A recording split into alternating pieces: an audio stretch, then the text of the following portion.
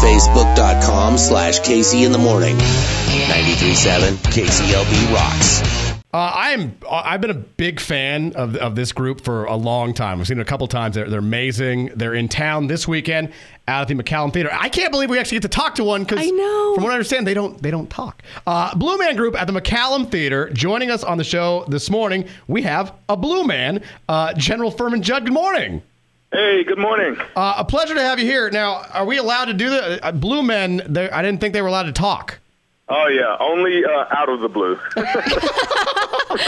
Now, I'm going to start with just the obvious question. How does one become a Blue Man? Did you read about an audition? Did they find you? How do you get involved with the group? Well, I sort of got lucky. A good friend, saw the show. I was still living in North Carolina and came back raving about this incredible show that she had seen. And I had no idea what it was. Blue Man's one of those shows you have to be there because it's more about the experience than about what someone can tell you. And so I sent them a headshot and resume and then moved to New York later and walked into an open call. What do they ask for a headshot for? We don't even get to see your face. It's all covered in blue. It's more about the eyes. Oh. The character... most of the guys, you've got these very intense eyes. It's really what's behind the eyes. So if you're able to tell a story or to communicate non-verbally, and so it's through the eyes, and so and plus they do want to see what you look like, and you've got to be a certain height and a sort of a certain size because all three characters are very similar. Now, here's my thing about, people that get into the world of entertainment, especially like when you're doing a production like Blue Man Group. I know that there's a certain part of you that wants to get recognition for it, but when you're part of the Blue Man Group, like you're doing an amazing job, and I'm on my feet, I'm clapping for you, but I have no idea who you are. Right. How is that for you as a performer to go out there, work your butt off, and then yet no one really know who the hell you are? I really like it. It's sort of being a hero. And knowing that you can save the world, but no one knows it's me. But it's kind of odd. So when people do find out that you're a Blue Man, they're really just like they sit there with their mouths open. They're like, oh my God, you guys are real.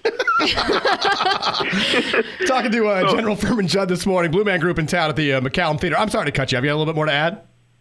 No, that's kind of it. Okay. Now, obviously, I've gone out. I used to think that it was just makeup, but is that a mask you guys have on? What do you guys have on your face? Nothing. It is just your face. We wear a latex ball cap. Okay. From the ears back and across the top of your head, which the character doesn't have ears, and plus we've got all this electronic stuff inside our ears. Throughout the show. Okay. So, but on your face is just the makeup, just the blue makeup. Really? Because that makeup, it's so odd. It like sparkles and it doesn't look like makeup. Yeah. Yeah. It's just a sort of a thick grease makeup that never dries. And throughout the show, we move it around if we have to. If a part of your face becomes bare, you just take your hand and you wipe it and it moves to another place. And if the audience touches it, it gets all over them also. Now, I love these shows, and I don't exactly know how it works. How much creative input do you have on what goes on in the show? The show is technically scripted as far as where you have to be at a certain time because there's things in the show that need to happen in a certain amount of time. But a lot of the in-between stuff we can vary from night to night. And from night to night, it's never the same. So that's the part that keeps it exciting for us is being able to have a different experience every night in every city that we're in. Well, and you guys bring there's a lot of crowd participation involved. Oh, yeah. And so when you get people up there, you have to improvise a little bit based on how they react, right? Yeah, exactly. There's no one thing for every moment. You make it up on the fly. You just never know what someone's going to do, and we get a little bit of everything. Now, I try to explain to people what you guys do. And Kristen, I know you're going out to the show. You've never seen them before in person. And when I try to explain, I'm like, oh, they shoot paintballs out of their mouths and do this amazing art. They do the thing with toilet paper in Vegas. Like, I try to explain it, and no one ever really seems to get what I'm talking about. So, General, maybe you can give me a way to explain to people what exactly they're going to see with the Blue Man Group. Even with me in the show, it's really, really hard. I mean, it was the exact same thing when I found out about the show. You know, my friend explained it to me, and they were like, "Yo, you can do that," and I was like, "Yeah, whatever," because I had no idea. But it's more about the experience. So that's why I tell people, come to the show. It's about the experience that you're going to have.